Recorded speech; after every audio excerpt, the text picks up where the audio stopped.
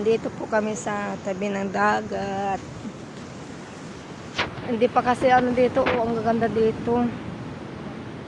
Hindi pa kasi na pag na-explore siguro, so yung mga gustong pumunta rito sa San Sebastian Beach, ang gaganda po ng ano dito. Yan mga cottage, pwede dito yung mga mga pampamilya, pambarkada. Pwede dito mag-stay. Diretso lang. Asan siya? Makikita mo Yan. yung silaw ng motor. Ito na yan. Yan, puro cottage na yan, oh. Puro cottage yan. Yan. Yan. Pwede mag-stay dito yung mga mag-boyfriend, barkada, pamilya. Yan, pwede yan dito. San Sebastian Beach, Ilocos Sur. San Vicente, Ilocos Sur. Yan ang gaganda. Oh. Yan. Yan. Ang ganda dito ba, guys? Kung gusto niyo dito pumunta, yung mga gustong pumunta rito, ang ganda. Yan. Ganda yung lugar. Tapos doon dagat na. O ba? Parang style ng Boracay. Yan.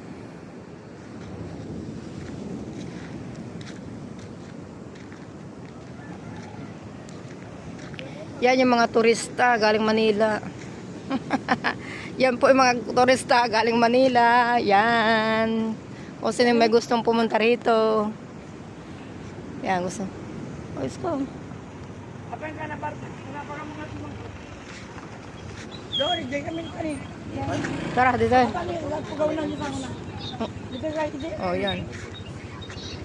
Ang gaganda ng ano nila, bong. Uy, naalala kong ganda pala ng ano nila, oh. Pullman. Uy. Yung Pullman. Ayan. Hindi, solar. Mga iba yan dyan. Install dalan. Yan. Alam mo, madaling masira noon yan. Yan. Gasa niya. Alam ako din. Dito. Saan kayo? Kanya oras na yan, nagsisira na. Isa rin na kayo? Ay, kasakis nila? Na? Ano na pa nyo? Dito. Yan may upuan. Parang ato eh.